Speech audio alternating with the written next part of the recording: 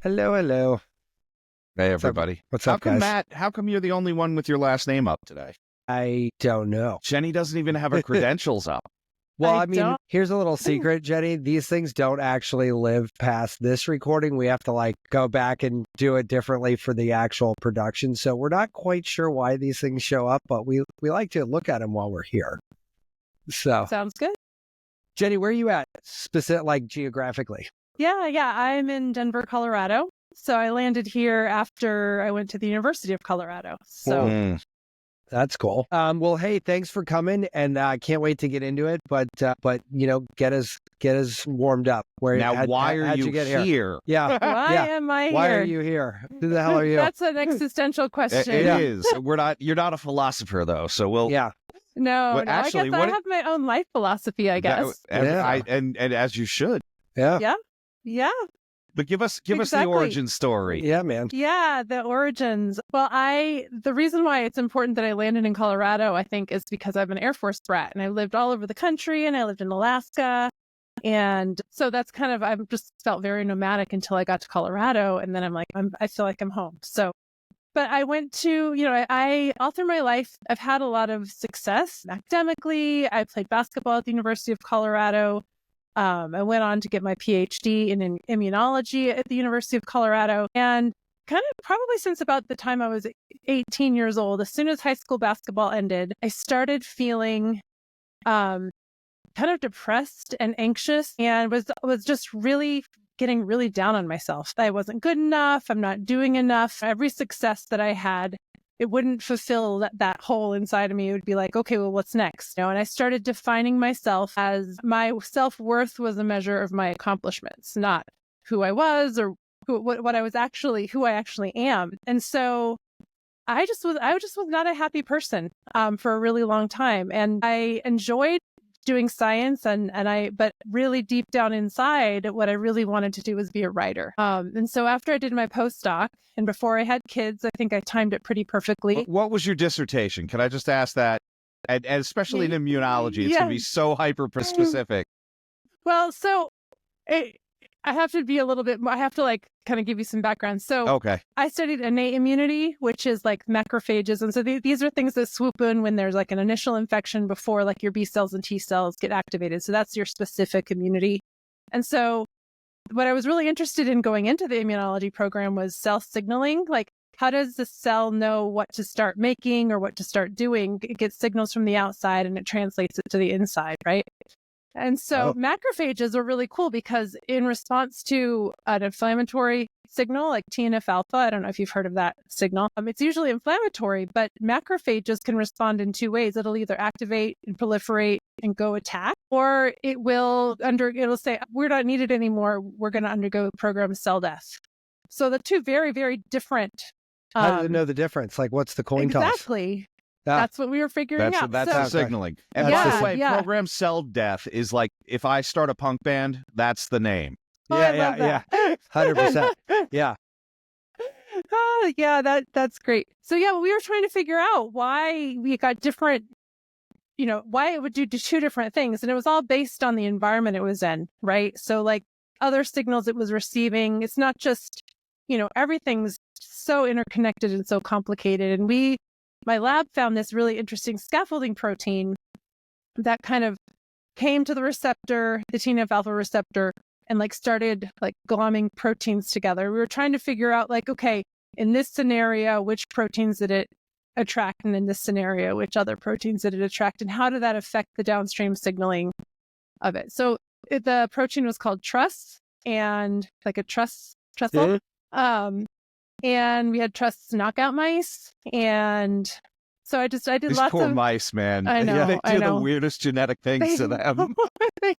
They do. But it was just a really cool, and then my lab specifically, I worked at a lab at National Jewish. So that's a world famous respiratory hospital. And so I ended up staying there for my postdoc, and I went into more, I started off really innate, very basic cell signaling and very narrowed in. And then I started looking at more disease models. So what I did in my postdoc is I looked at rheumatoid arthritis associated lung disease. It's this idiopathic lung disease that some people with rheumatoid arthritis get. It's a fibrosis type of disease. And so I kind of translated what I learned from my dissertation, trying to figure out, okay, well, like why in some patients this happens and other patients it doesn't. It has to do with like external factors and environmental factors and things like that. It is constantly fascinating to me, the wells people can dig for research. Like, it's awesome. That's so deep. I mean, it's crazy, man. I mean, like, everything you just said, I'm like, that sounds amazing, but like, who the hell thinks, like, let's think about this problem that's super about as narrow as it gets. I absolutely love that people like you are out there doing it, but every time we have a guest on the show that, and if we had another let me tell you PhD, this other random thing that I'm studying, I'm like, this is amazing. If we had another PhD in immunology, they'd be like, I have no idea what she's talking about. Yeah, no, I it's did funny. this exact thing. Yeah, it is so exactly. cool. Yeah. Yeah, no, I love it. All right, so like that is about as hyper niche as it gets. So like, it's awesome. You're the first people who ever talked to me and asked me about what I used to do. Yeah. So I don't do that anymore. I'm not a bench scientist anymore because I was miserable, like we were talking about before, and I just didn't want to do what I was doing. I didn't feel like I had a purpose. I didn't feel like I mean, was it because the work sucked or the topic sucked or like what was wrong with fluorescent lighting in the labs? It was my brain. Yeah. It was my own perception of what I should be doing. Like I thought I should be doing this. It was other people's expectations for me to do this, but what I really wanted to do was be a writer. So before I had kids, I quit. I left academia and I said, I'm never coming back. And that was a lie because I came back a little bit later because I worked just for a couple of years in the lab to get money because writers don't get paid anything, right? And I started writing middle grade science fiction fantasy novels. Wow. Which is, do you know what middle grade is? No, but like science fiction novels. That is a like. I'm getting an education right now.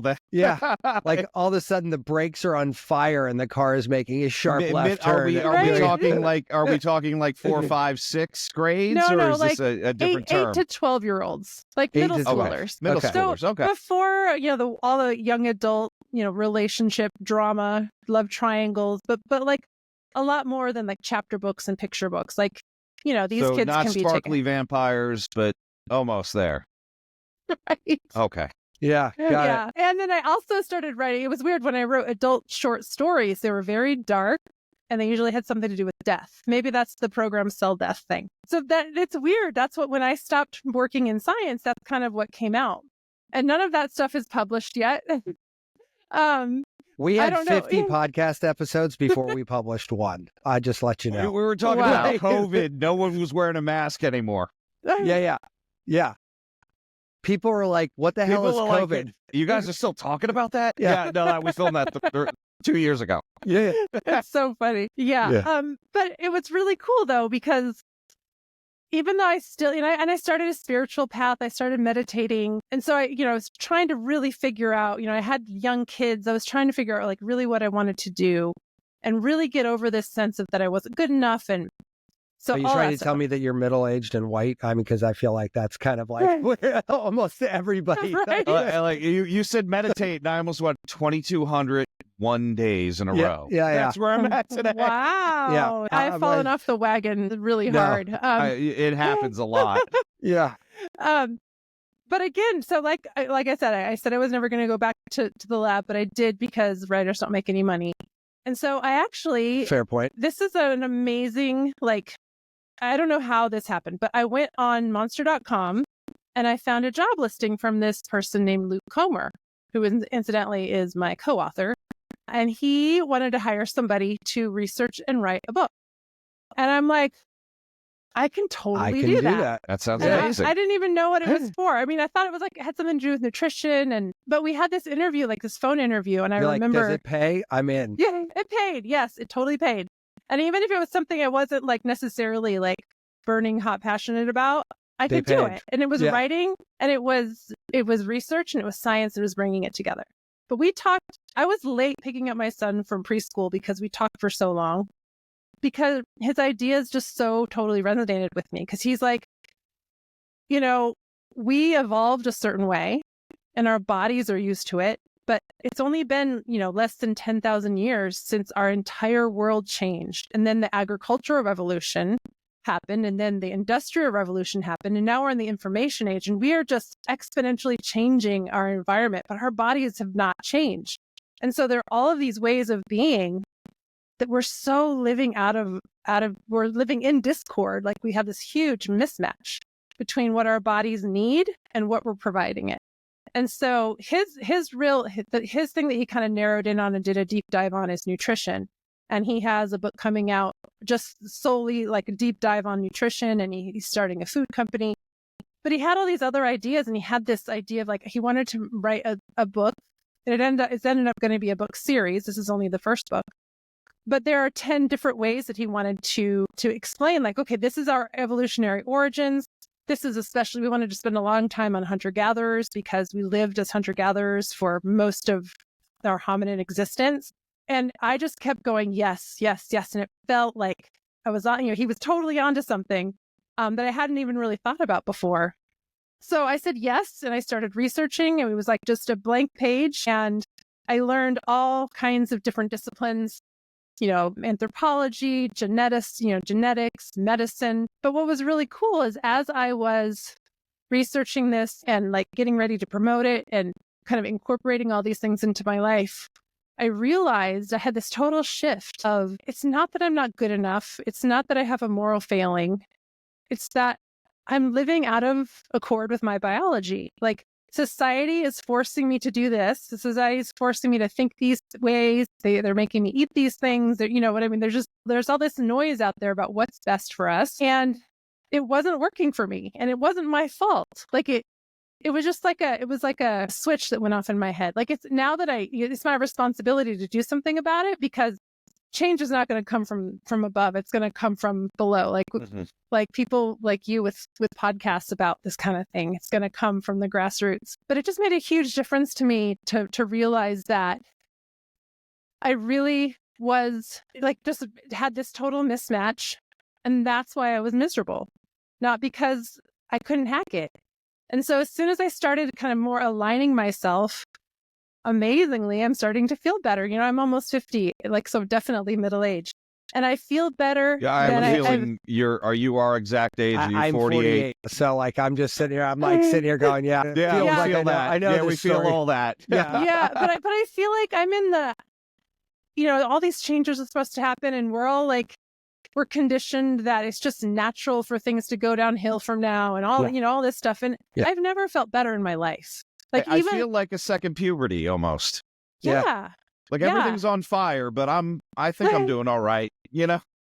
Oh God, I did not mean to reference the wildfires, but Jeez, yeah. Tom, you don't have to feel guilty about everything. Did I just crash that train? Yeah, I just crashed that Jesus train. Christ. I'm so brought sorry. us all down. Oh, it's I'm okay. sorry. Brought it's us all important down, to talk Tom. about, though. So no. It's Listen, I mean, I think honestly, we make fun of this a lot on the show, including right this very moment. But like, honestly and truly, the more conversations we have about this, the more like introspection I do about why do I feel very similar. And the only thing that I keep coming up with is that especially true in, I think, our segment of the population, right? Like we were at the vestigial end of the gold watch era where our grandparents were, right? And like that evaporated somewhere between my birth and like high school for me, right? Like that just stopped being a thing. Meanwhile, my grandfather's literally wearing the gold watch that he got. You know what I'm saying? So like that was a compressed timeline. And like our grandparents, I mean, I don't want to speak for yours, but mine wouldn't understand the first fucking thing going on in the world right now. Like it wasn't their fault. The shit is too foreign. Like we're on another planet. We're not just in another time. We're on another planet. And like my parents, who were their progeny, barely are holding their head above water. Like, I mean, they're a little bit better, but not a whole hell of a lot. Then you got us.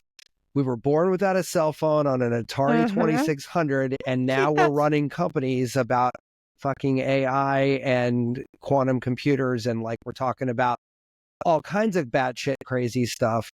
Like But we have to hold space for both of those realities, and no other generation before or after has that burden of responsibility.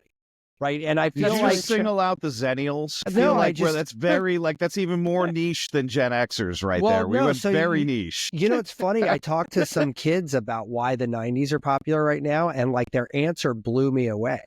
They said, we really, really admire the 90s because you guys weren't tracked. You didn't have digital everything. Like they were basically saying, we're addicted to our phones. We're not going to do anything about that. But we do appreciate that some people were not. And like they're trying to emulate it. And I said, from an anthropological standpoint, that totally supports what I'm sitting here saying, is that humans don't want to do what we were spoon-fed to do when my grandparents were working, right? We all can agree on, right? Like those people work like in horrible conditions for shitty amount of years for absolutely nothing but a gold watch. But they could afford a house. But they can afford a house. Yeah, right. I get it. But like, to Jenny's point, like I think people with a well operating brain are going, what the actual fuck is going on here? Because it doesn't feel right. This shit doesn't make sense. And then not for nothing, you hear somebody like Ben Greenfield or Dave Asprey or, you know, Huberman come on and start spouting science about, no, here's the mechanical things that you're all fucked up about. And great, if that's the thing, what else am I fucked about? And guess what? We have a whole show on this because there's a lot of shit we got wrong. Like a lot of shit. Like not just a little bit. Right. Like, I don't want to ever say we got it all wrong, but we got a lot of it wrong. And it wasn't like we got it wrong. By the time we're of an age now-ish where we could actually rewrite those history books, we are.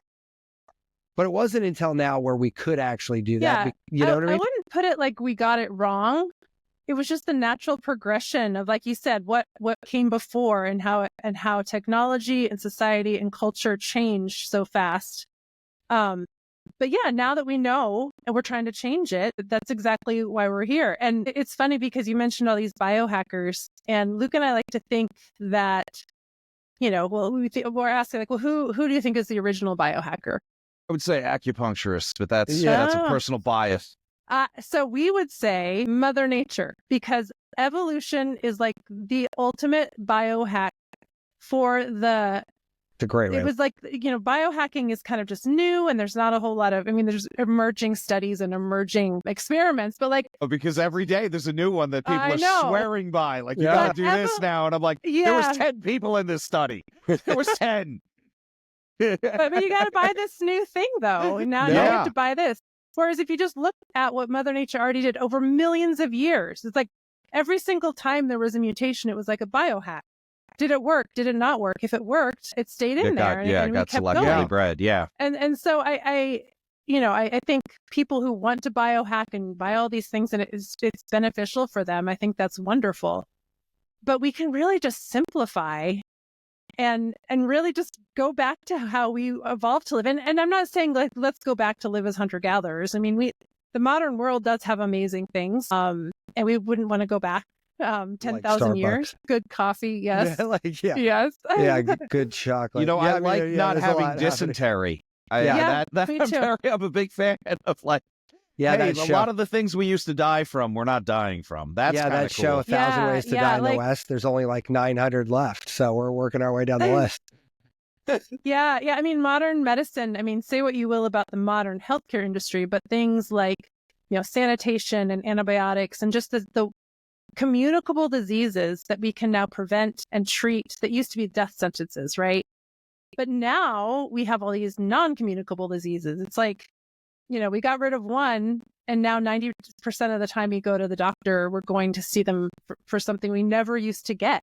Like, it's a phenomenon over the last 100 years. So I really think, you know, our book is trying to say, okay, this is how we got here. This is how we evolved, and this is how we got to be hunter-gatherers, and this is our behaviors and things that we did as hunter-gatherers. And then here's how it changed in the last, mostly probably the last 200-300 years, because that's when everyone started moving to cities and stopped living in, you know, out and making their own food all the time. So there are ways we can pull some of those things back our biology hasn't changed. I mean, very, very little. I mean, we won't know for tens of thousands of years, like how we are evolving right now, if we are evolving, because technology has made life so easy. There's not a whole lot of like life and death situations that we have to adapt to. We can use, we don't have to change our biology. We can, to fight a challenge, we just use technology. So technology, and I think evolution is done, actually. I mean, for humans, I'm not talking about other animals, but let's just say in some weird twist of fate, we actually live another 10,000 years. I don't think evolution will happen at a natural pace anymore. It'll be entirely manufactured from here on out. And then we can also alter our environment so much that we don't need to change. Why? Because we can control our environment like we never could before. Yeah, but our bodies don't know that. Our bodies are still programmed to do all these things for our own survival, and then we're throwing things like processed foods and isolation and staying up all night, never getting artificial outside. light, never being in nature.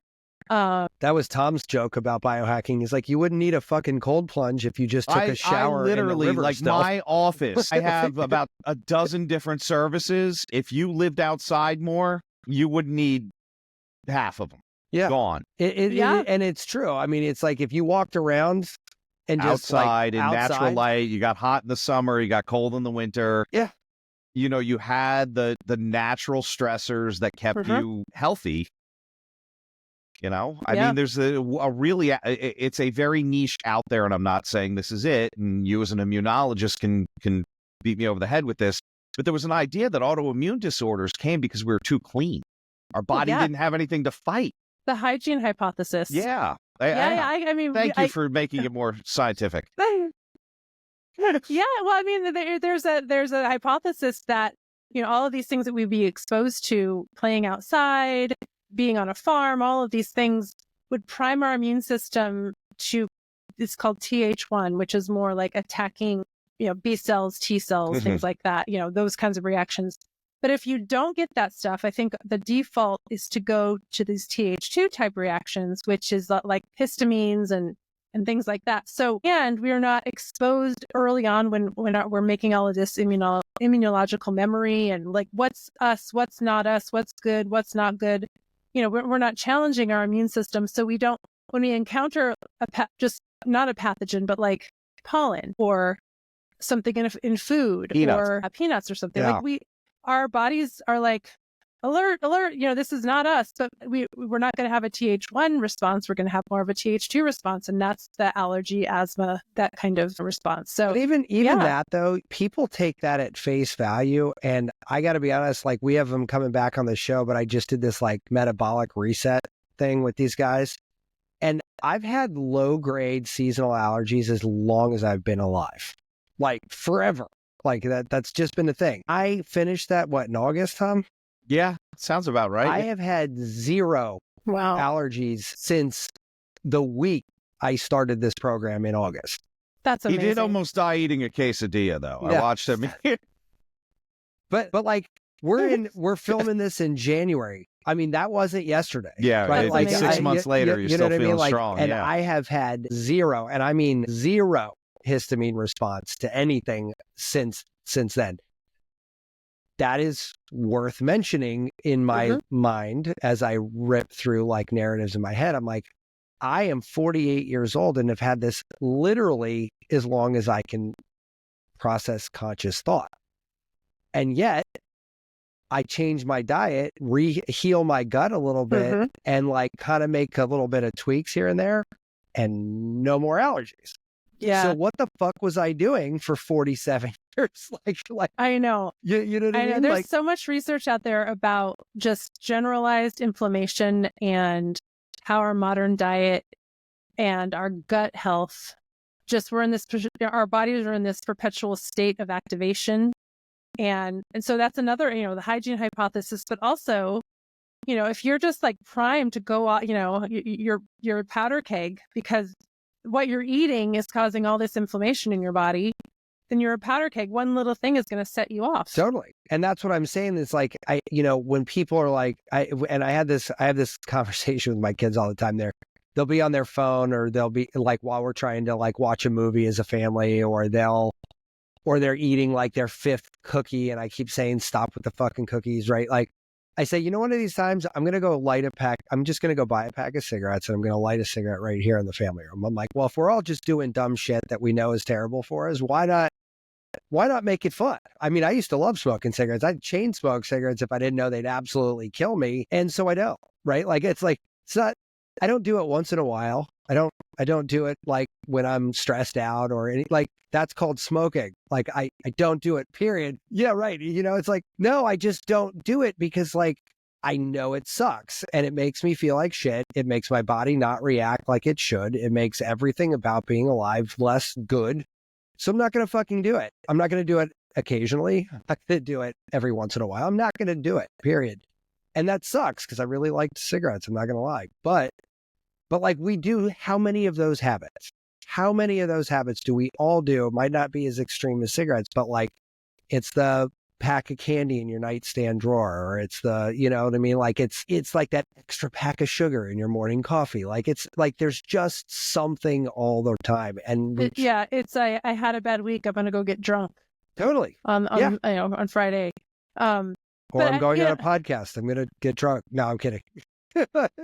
Speaking of which, or I'm going to go on a podcast and get drunk. Yeah, no. But yeah, you're right? Like it's everywhere. We all do it. Yeah. And I think it's our society, our culture, we're moving so fast that a lot of these things are convenience. Totally. A lot of these things are to stave off discomfort because like you were saying, we are not used to being uncomfortable. We're not used to being cold. We're not used to being bored. We're not used to being hungry, So I think there's a lot of our culture, our inability, like we don't like change. We don't like pain. We don't like discomfort. And so a lot of these things like eating cookies and drinking alcohol and all of these things are so we don't have to actually confront what's going on. And it's hard to live. It's hard to live how we used to live. Do you know what's not hard? Hitting the iPhone app on my phone that turns my car on 20 minutes before I want to get in it. Like that's not hard at all. Yeah, and then it's a short jaunt to the car. Yeah. It's like what is it? 25 degrees out right now, but the wind's blowing. It feels like 10, right? It's cold. Not Denver cold, obviously, but I mean, we're getting a little chilly over here in Baltimore. And like, I'm not going to sit outside in a cold car. That's crazy. Who does that? Right? What kind of Neanderthal goes out into a cold car? Right? Yeah. Meanwhile, my first car was a 1972 Volkswagen Bug with absolutely zero amenities of any kind. It took 92 minutes to warm up past freezing.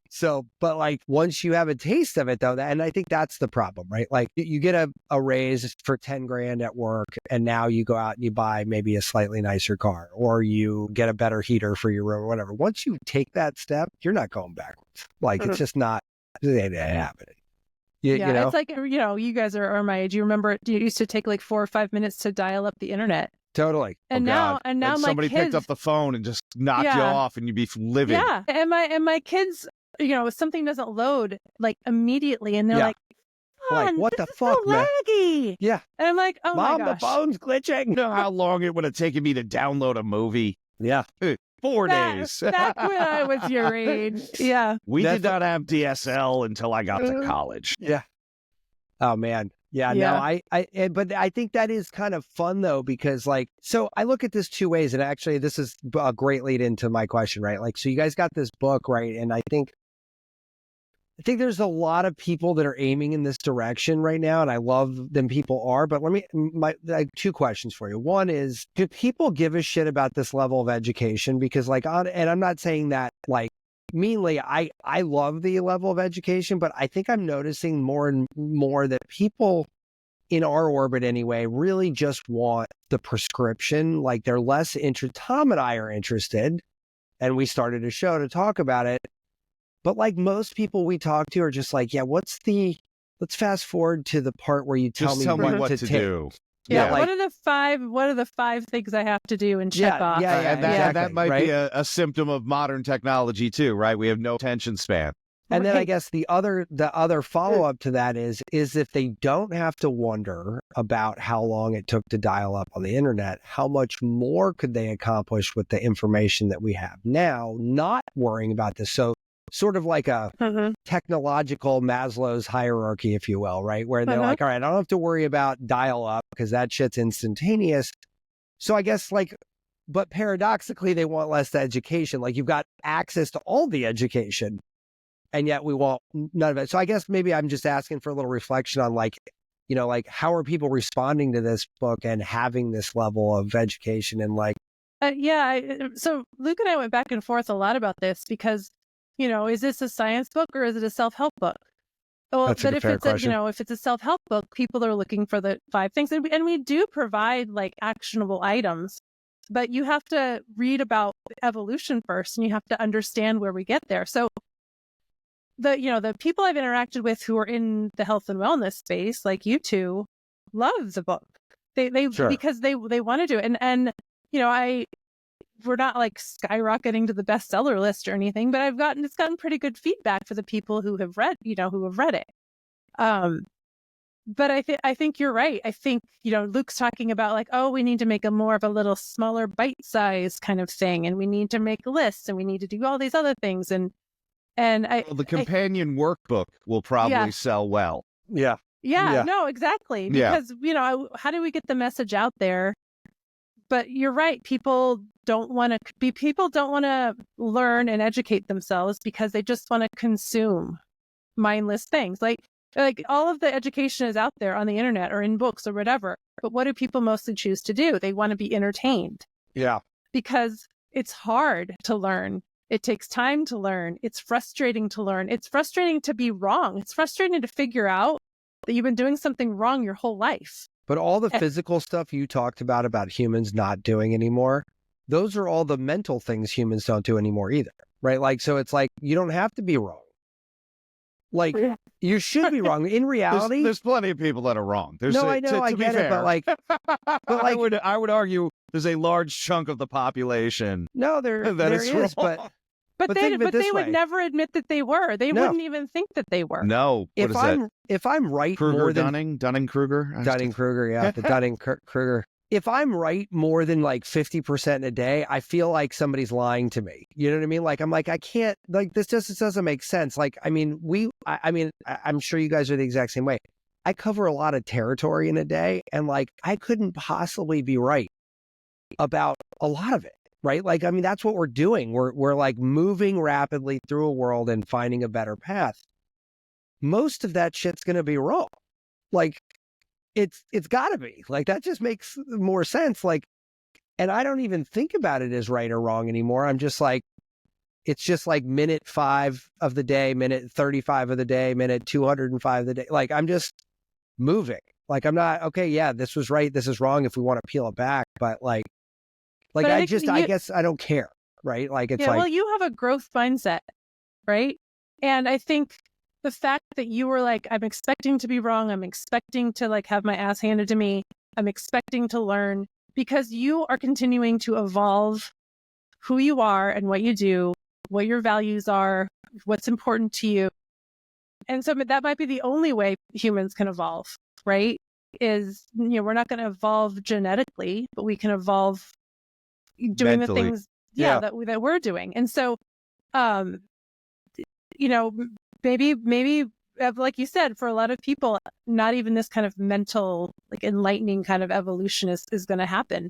But we used to do this or else we died, right? Like, I mean, the stakes were a lot higher, right? Like back, oh gosh, yeah, all of our ancestors who didn't have a growth mindset, they died. Like, they're just, they're not here, right? Who do we talk to that, you talked about, like, specifically certain wiring, especially the ADHD, maybe those were the explorers, right? So they either, it was Doug. Yeah. Death or glory kind of thing. Like, look, either I'm coming back with this great amount of knowledge or this experience that I can share with others, or I'm getting eaten by something. Or an elk over my shoulder so I can feed my family. Yeah. I mean, either, yeah. But like that's the thing, Jenny. Like, it's like, I feel like And it's funny. I mean, God, I'm going to go off on we're going to take a little bit of a loophole here, but so many things that we talk about on the show, we're only talking about because we're reinventing them now because we lost them because we're a bunch of fucking idiots that just let it fall off the radar because of a convenience. Most of the time we could trace this back to a convenience, right? And then every time from I'd say post-war up until now, it's all because of marketing, right? Like it's 100% marketing. It has nothing to even do with evolution, right? Or health. Right. Well, or definitely not anything. health. Definitely right? not health. No, oh, I can't. fuck. I'm not. You're not going to give that baby breast milk. God, that's from your body. Ugh. Yeah. Yeah. This can. Yeah. And I'm not Fortified. knocking anybody that doesn't breastfeed. I'm just saying that, No, you know, but it does. Yeah. It puts a commercial spin on it. it Right? definitely makes you feel inadequate, lacking, wanting, or Yeah. something like that. And Jenny, you said something before. I had a real weird question. You know, when we talk about evolution, we're talking about generations over time, right? Which is why when we do experiments, we use things like fruit flies and shit because we can get through generations in a couple of days, right? Right. If we're talking about true human evolution and we're talking about it from a mental mindset, is that that's not passed on to other generations? It's almost like that's part of your culture now. That's part of the technology. It's yours. It is a very different evolution then, because we may not see a physiological change, and that's true. It's a very interesting thing to explore. Is it evolution not in the strictest sense of the word, not being a genetic change? Yeah. Evolution, the whole point of evolution is to reproduce. And so this is why all the diseases of modernity, obesity, type 2 diabetes, these are not going to get weeded out because most people get these diseases after they've had children. And so these kind of mental, unless parents who have had this kind of mental evolution of how to look at the world differently, how to live more according to our biology, if they are passing those down to their children before they have kids, and maybe there's some epigenetic kind of things going on, trauma kind of transfers from generation to generation. But what about health? What about the passing down of knowledge, which, was so critical for when we were evolving? The elders were revered because they knew how to get shit done. And they knew made it to old age. Yeah. Yeah. And so that's a misconception though. The average lifespan of a hunter-gatherer is low, but it's because of very high infant mortality. Yeah, sure. Yeah. And injuries and accidents and things like that. But if a person survived all of that, they would live to be kind of very similar lifespan to what we have, but their health span, they'd be healthy that whole time, right? They never had any of the diseases of modernity. Their health didn't decline, at age 50, or they were contributing members of the society up until their death. Not only because they could do stuff physically, but because they had all of this institutional knowledge of how to do everything in their heads, and they passed it down, and storytelling, and we learn in a completely different way now. But I also think you were talking about earlier. So we no longer need our bodies to be healthy to survive, right? When we evolved, our bodies were the only instrument that we had. We had to be aware if we were limping, or if we were sick, or if we had a splinter in our finger, or we were hungry, or we were tired, or I hear a tiger approaching, or there's a storm coming. We had to be, our bodies were our vessel, right?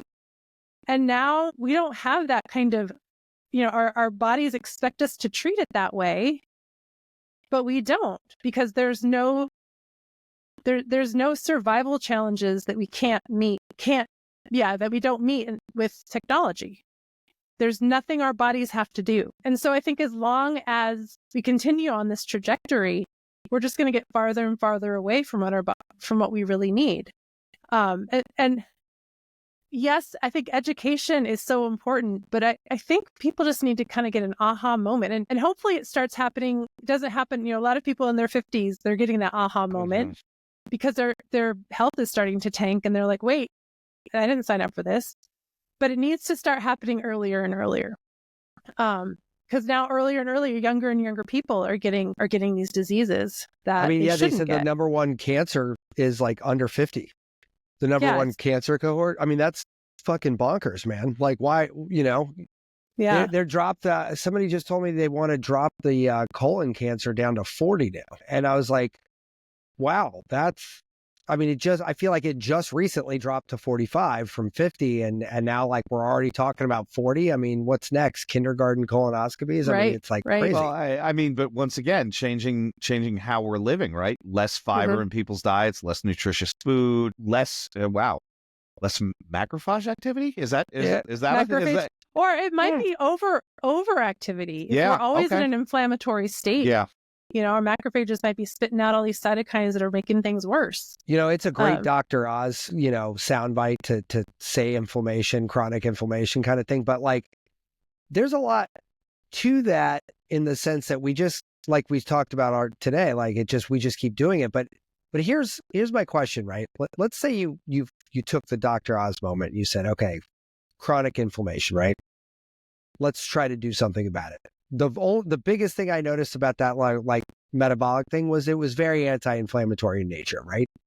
Not super shocking given the fact that everybody who's done more than 6 seconds of research on this knows that inflammation is probably the root cause of whatever the fuck you're trying to solve. Like, I mean, it's pandemic. It's everywhere. And like to be able to do that, this diet wasn't cheap, right? Like doing this for the couple weeks was not cheap, right? And knowing about it, also not cheap. Tom and I have spent tens of thousands of hours researching this, and that's not free. The education requisite to know how to research this, also not free, right? So like we keep stacking the deck. Do you think that like we get to a spot where there's distinctly two classes of humans, the ones that have the resources and statistically likely interest to go pursue these pursuits and like fix these problems, and then everybody else who's just basically hacking through the day, just trying to survive, waiting for the next metabolic disorder? Yeah, right. Like, I mean, unfortunately, I've been struggling to see a democratic answer to this question. It's sort of, I think, comes down to a classist thing right now for me. Yeah, I also think it'll come down. I mean, we need to have this education piece, and kids need to be educated about what's going on and how to best eat. Not just the 4 food groups. Like really talk about why our Kellogg's bodies make that up or something. Oh, like wasn't that a Kellogg's thing? Probably. And I also think, I mean, we could have a whole nother podcast about, people's belief in science and trust in science. We have our first anti-vaxxer coming on the show. I think he had to sell me on having her on. Oh my God, I can't wait. I mean, I want a flat earther on here too. Like, I mean, I got to do it. I mean, there's no reason not to, right? I mean, but yeah, to continue that thought about, she's like, oh my God, sorry. Because I think all of this knowledge is trickling down, right? I think everyone knows they should eat whole foods and stop eating processed foods. Yeah. But then I think there's two different camps. You say that and that sounds Maybe great to me. But I think, Matt, to your point, some of it may be classist, right? If you live in a food desert, that McDonald's on the corner is the only thing, Yeah, that's very, very true. I went to Sam's Club 2 or 3 years ago and asked a guy where the asparagus was. I shit you not. He had no fucking idea what an asparagus was. Like zero. Now, granted, he was the dude driving the forklift around, but like still, the guy had no idea what an asparagus is. This isn't like dragon fruit or some exotic random, star fruit or, like, I'm not asking him to tell me the difference between monk fruit and stevia. Like, no, an asparagus. Like, this is not, I mean, he had like zero idea. And this is at a major national chain. Like, Matt, my wife cooked with her kids when she was teaching, and somebody said, what is that white and yellow thing? It was a fucking egg. I mean, come on. It was an egg. Like, yeah, I mean. And these were like 5th graders. It's not like. Wow. But that's my point. Like, I mean, I don't think that that's as foregone a conclusion as you might. True. That's true. As you might be thinking. It's eye-opening. It's scary. It is. And I think this is where the people who do know better need to demand action, because the food companies, big food, big pharma, they hold our lives in their hands. Totally. And they could make healthy food cheap, but they want you to like crave it and get more and eat more and eat more. So they make it cheap. They make it palatable. They hijack your brain chemistry. And they have food scientists playing with that. Literally, if you get the large salty fries, you're going to get the giant soda, and then if you get that, you're going to want the apple pie. And they know when they put those combos together. You were asking who the original biohackers were. It was those motherfuckers right there. They were doing it evilly. Yeah. Do you know what I heard? I heard from somebody on another podcast that all of the people from Big Tobacco, when Big Tobacco started to have, they had all these lawsuits and they had to start putting cancer warnings, and all of these tobacco scientists, how to get people more addicted, lost their jobs. They ended up in the food industry. Makes perfect sense. I mean, how many tobacco companies own food companies? Yeah. Like we're not, go up the chain one more. They're all Procter and Gamble. And know, it's funny. I saw a commercial tonight, actually, just before this show, like 10 minutes before this show. And it was a new natural vitamin that was being sold on Amazon versus another vitamin company that they were saying was sold at like CVS's and stuff. And she was like, oh, we've got turmeric. And he's like, we've got yellow dye number 5. And like, like they were going back and forth. And I'm sitting there going, okay, you have a vitamin commercial on national television. It was like during Jeopardy or whatever. I don't know, whatever was on TV at the time. And I'm like, yeah, you're probably not a good company either. Like we're sitting here. It's like, bad and worse are fighting over who is the one you should take. Like, I mean, have you ever looked at the ingredient label on like any vitamin in like a CVS? It's absolute dumpster fire. Like it's not. And even that, this is weird, a double-edged sword. I don't want the FDA doing certain things, but like they don't regulate vitamins. So if you write something on the bottle and you go pick something up, it may not be in there at all. You might be getting a tablet full of binder.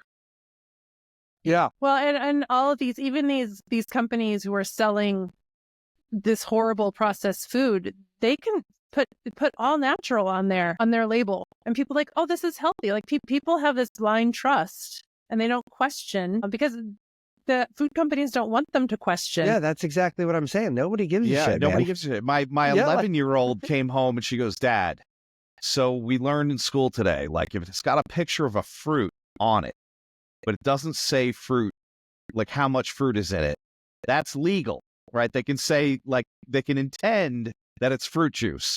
If it has 10% or more, they can say fruit juice. And I'm like, 10%? She goes, yeah. And then she said, if we want to be called, like there's like a natural fruit juice. And there was like, she went through these 5 different grades. And I'm like, none of them are the actual full fruit though. It's not, you've relabeled all these things and everyone you added sugar to. Which is insane. I want to know why they put fucking high fructose corn syrup in everything. Like what is it about that thing? Like just it's addictive. But is that what it's sweet and it's cheap corn. No, it's I corn. get it. Big corn. Big corn. Yeah. But like that's one of those things where I'm like, every food that you buy in a box, almost all of it's got high fructose corn syrup in there somewhere, right? Like it's literally everywhere, right? Like, I mean, it's in everything. It takes longer. I'm like a crazy person about high fructose corn syrup. It's not really allowed in my house. And it's like the one thing that I draw the real, like a hard line on. And when we first made this switch, I don't know, 20 years ago, finding a ketchup that didn't have high fructose corn syrup was like mission fucking impossible. Like it was like, you know how hard that, now it's a little easier because there's like a bunch of crunchy brands out there, but dude, you're like, it's just ketchup, man. Just give me fucking ketchup. Just like ketchup, tomato. Yeah, like how hard could this fucking be, man? It's just ketchup. Like, I mean, oh my God. Now we have one that's like, monk fruit or something sweet. And I'm like, yeah, okay, fine. Why not check a bunch of boxes here, I guess. So Jenny, what do we hope comes out of this? Like, I mean, like you guys seem to be taking a bit of the education approach. Like what do you hope people's like next landing spot, read the book and then what and then happens? wait for the next volume to come out. Yeah. Wait for the workbook for sure. Clearly. Yes, wait for the workbook. You said there's 9 more in the works? No, there's 3 more books. Okay, sorry. So there are so it used to be 1 book, and it was a very long, dense book. And our publisher, we hybrid published with River Grove, and they're like, have you ever thought of splitting these things up? And so the first book covers kind of our basic needs. It's kind of like a Maslow's hierarchy. It covers sleep and nutrition and work and nature. And then the book I'm working on right now that'll hopefully come out later in the year has more of our social needs, like connections, social groups, child rearing, the sexes. And then kind of the top of the pyramid is like our cultural needs, like the arts and rituals and religion and things like that. So we're kind of like stepping up the complexity. We kind of started with the basics, but what's really cool is as we're going along, I think it's not really a hierarchy because everything's all connected together. Connecting with people. We're social creatures. We need people. We need touch. We need all of these things. So if you don't have human touch and human connection, you're not going to necessarily have have your basic needs met. Rituals and the arts and all of these things are still like vital human needs that if they don't get met, like we can't fully, flourish and be all that we can be in life. So yes, we want people to read the books, but we also want people to just start making little tiny steps. When I was writing the books, I was overwhelmed and I was like, oh my gosh, I can't believe how much I'm not doing, and it felt like it was an impossible task. That's your Gen X guilt right there. Yeah, you're like, I'm so bad at this. Yeah, I'm so bad. I'm so horrible. Let me put on Radiohead's Creep and cry. Yeah. That's exactly right. Yeah. Oh my gosh.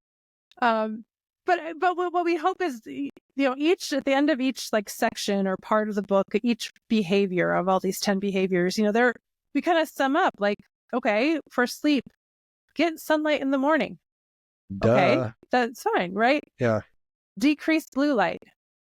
We literally had you've named 2 of our last 20 shows. Yeah, that's funny. On the guy that found the part of the brain that regulates circadian rhythm. Oh, that's amazing. Yeah, he was awesome. He was great. Oh, man, I want to talk to him. So you know what's funny? $800 in light bulbs later, I have outfitted my kids' rooms, my master bedroom, and our family bought room. The fancy ones because I no, went they're with just the reset light. But I didn't get the programmable ones. Give me the pure yellow. No blue. Yeah, so I got them, and I'm not. Listen, I'm also the biggest believer in the world of the placebo effect. So, like, I'm going to say this next statement with full deference to that comment, but like, I ain't gonna lie, I feel better. It's calming. Like, you know what I mean? Like that 4 lack days of in, blue I'm light, like, my kids are sleeping. Yeah, I'm What's like, going on? They're sleeping. It is fucking weird, man. I mean, it is literally like weird, and it's like, look, yes, okay, I had cost like $800 in light bulbs because I replaced a lot at one time, and they're like $30 a bulb. I just have a lot of light bulbs. Oh, you got fancier ones than I did. And like, but here's the thing: $30 for a light bulb versus like 10 for a light bulb, significantly different. But I'm telling you, like, being able to techno hack that problem that we've created, I mean, that's not inconsequential. I feel materially better and less stressed out, and like my sleep scores have gone up. Like my overall anxiety feels like it's like way easier to maintain. Like and it doesn't mean I can meditate less or whatever, but it feels like these things just work better when the night before I'm not fucking amped up on blue light until midnight. You know what I mean? Like I think that's a huge difference. And I also think so, like in our book, and I'm sure what your listeners and what you guys learned with the sleep doctor guy is like, why? Like people are like, well, it's blue light, but if people understand why, I mean, it's like, you can tell a kid, don't do that because I said so.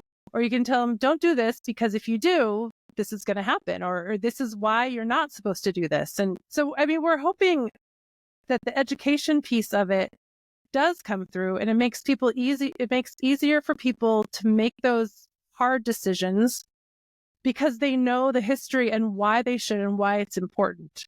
Not just because someone told me to, have better sleep, do this. Well, if you understand the whole process of how we got here, you might be a little more introspective and a little more likely to make that change, or the change might stick because you are, that you know what you're supposed to start feeling. Maybe the placebo effect happens, but I mean, I think it's probably a real effect too.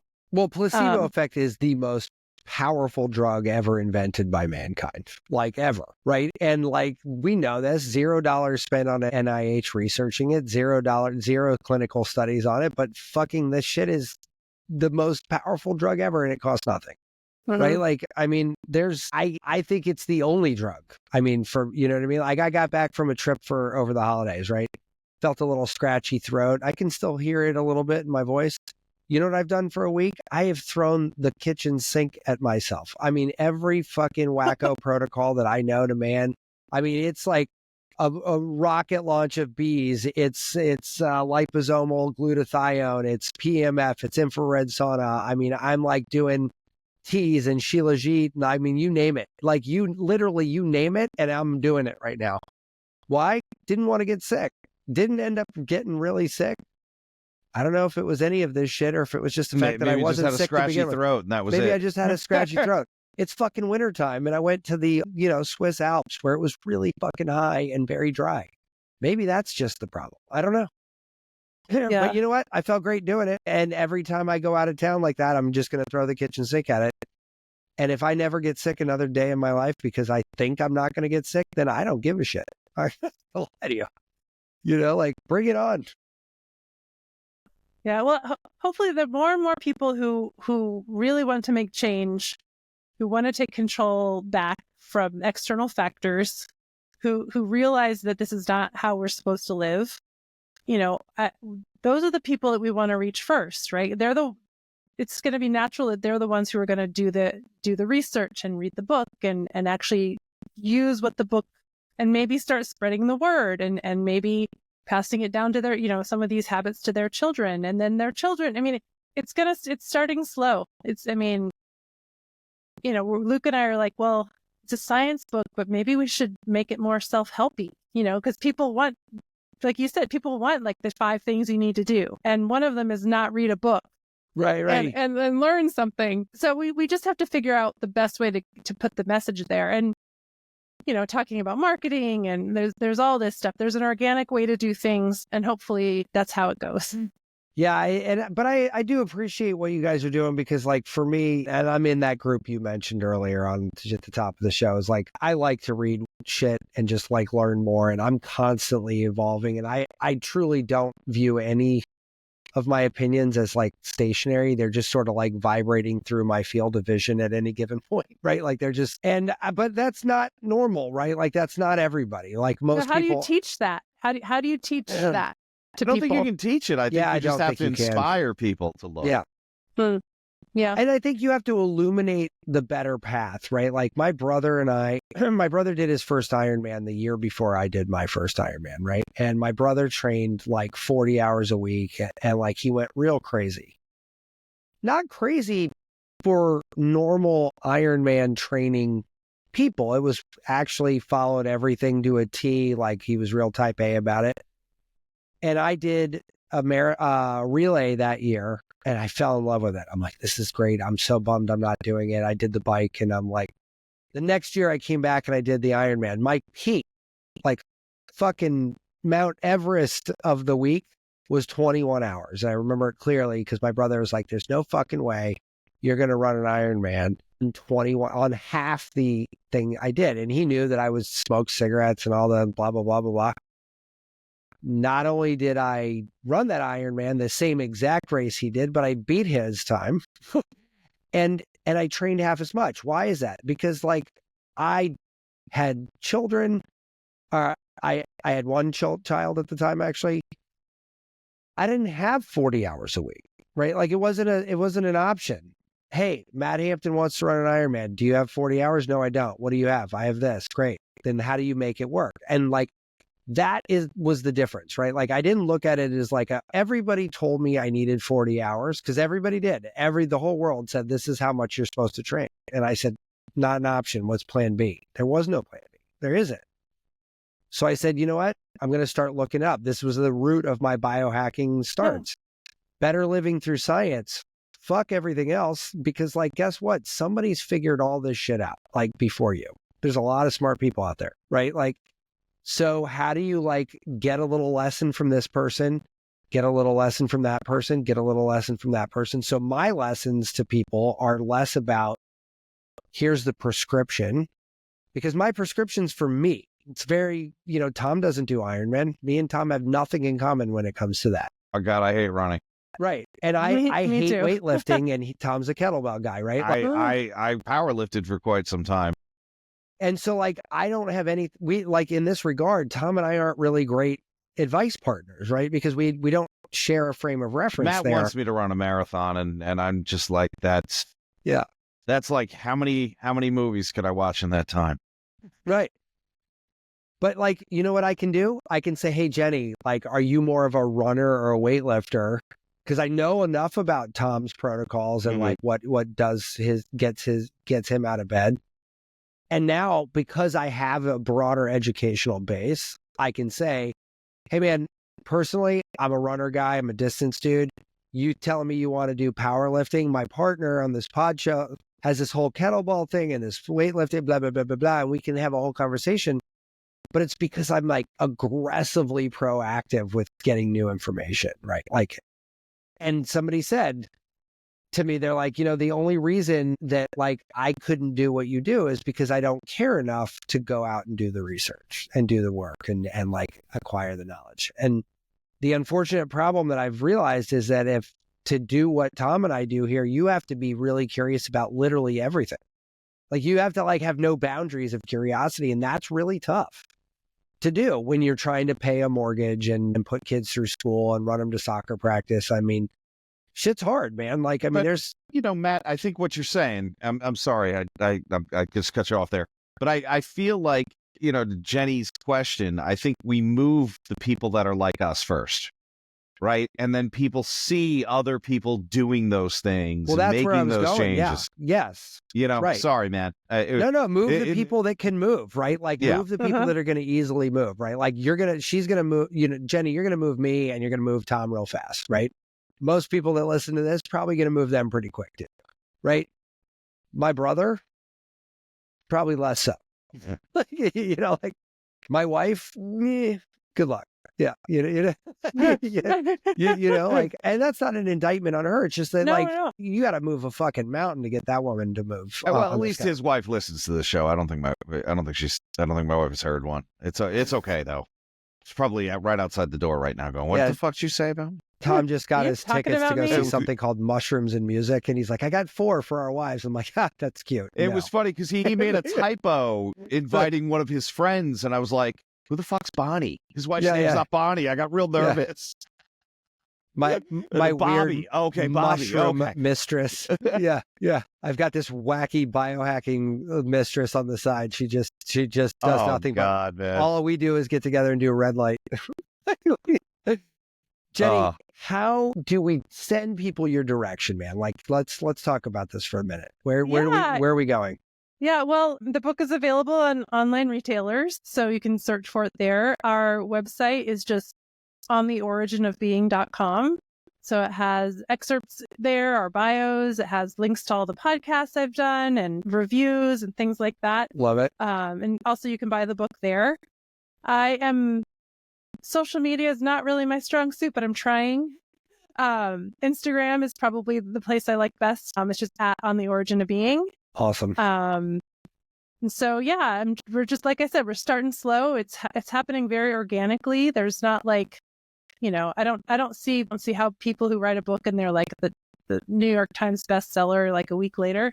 I don't see how that. There's a formula. I can we tell you know all people about it. that have done it, and it requires a lot of money. Yeah, it requires a lot of money. It's crazy, but we're just we're trucking along, and hopefully we're gaining momentum, and the next book will come out, and then the next book will come out. Your third book will be written as Instagram Reels. That's it. There's no writing. Just me. You can say whatever the hell you want because they're not fact checking Meta anymore. Yeah, so go ahead and phone it in. Yeah. Yeah, go ahead and eat all the sugar you want. It's great.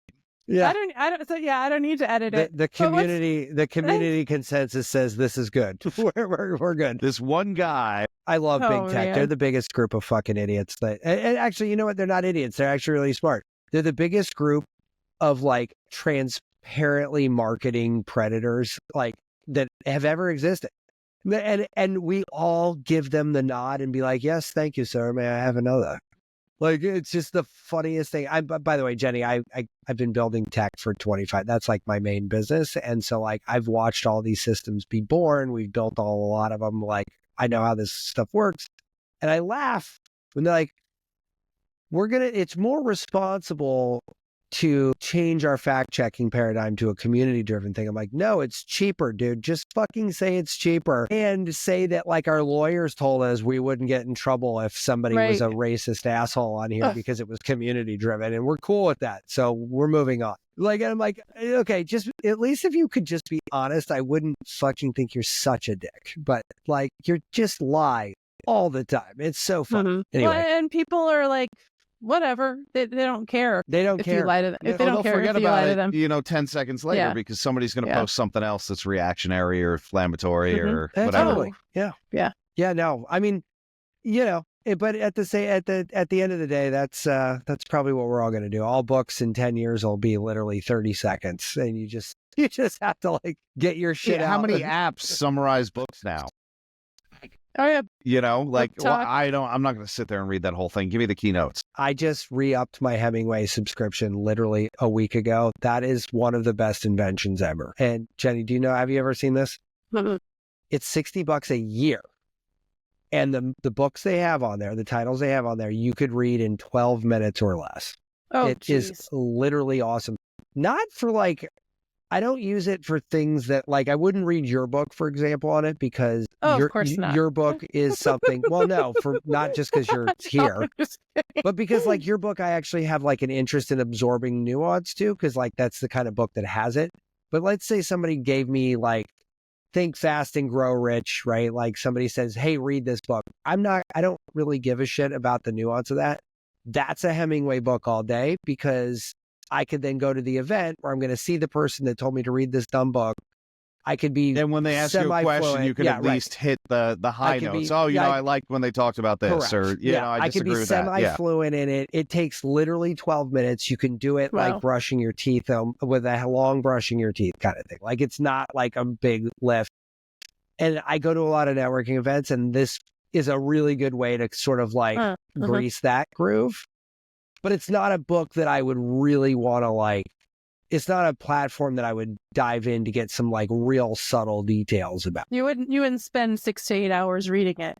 No. And honestly, just given my lifestyle, I read 100% of my books on Audible. So like somebody else is reading them, but I read them at like X, like, cause I can still comprehend at a reading speed. I just can't flip through books because I'm usually driving or whatever. So, but like, I like that. Like, I like that we have those options. So I don't think it's always a bad thing, but every tool's got a use, right? I mean, and for $60 a year, if I never use it. Every tool is a double-edged sword. Yeah, right.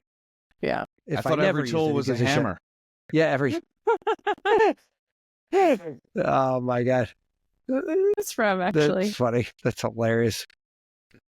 I read that book to my son because he loves that show. What show was that? Oh, it was Mythbusters. The guy from Mythbusters. I was going to say shit. I can't remember either. And as soon as you said that, I'm like, that's exactly right. Yeah. Yeah. Jenny, I love what you're doing, man. Thank you so much for coming on. I can't wait to, Tom's going to be done with this. He can send me the damn book. I will give you the book at the Mushroom concert because that's probably the next time we're seeing each other. It's only a few weeks away. Yeah. I got to bring you your weed jar, so like, or your grinder. Sorry. Yeah. We have to. It's a weird exchange program we have. Yeah. Don't ask when we had the penis doctor on what I gave to Matt. Yeah. He shows up to a networking event with a penis pump. Here's your penis pump. And everyone was like, wow. So don't worry, it's still sealed. Yeah. And they were like, wow, what goes on with you two? What do you guys talk about on the show? Yeah. Oh my gosh. Oh This man, has yeah. been such a riot. I've had such a good time. Oh, good. man, I'm glad thank to hear you. that. That's awesome to hear that you had a good time, man. Yeah, I mean, there's too many people doing too many serious things out there. There's about time somebody like us can. Well, why can't you have fun while you're exploring something you enjoy, you know? Well, this is intrinsically fun. Like health, funny enough, is intrinsically fun, right? Like I don't want to be unhappy when I find out I don't have cancer. Like I'm probably fucking ecstatic. You know what I mean? Like, I mean, come on, this has got to be a little bit fun. I mean, I don't know. Otherwise, I don't know. We take everything so fucking seriously. Well, another podcast. So many Jenny. downers. Right. So You many want me to downers. talk about LA's wildfires No. again? Oh, God. Jenny, we're going to get you out of here Yeah, before Tom sorry says about something this. stupid. Yeah. I'm going to Again. be there, a Yeah. drunk uncle at Thanksgiving in a second. Yeah. All right, guys. Well, it is. I mean, it's late for you guys. I Oh, mean, yeah. No, it's like, totally fine. This is par for the course. But listen, I we're get going to put weirder at past 6 p.m. our time, so it's already been done. we're going to put all kinds of like references to you in our little AI postscript of our show, and we'll hit you up when Cool. this is out. But man, thank you so much. Thank for you. coming You're on. definitely coming back when you get the next volume out. oh, Yeah, I thank think you. that's a that'd be so contractual cool. obligation at this point, right? She Yeah, you has to signed come up. back. You're going to come on and talk about all 3 of these.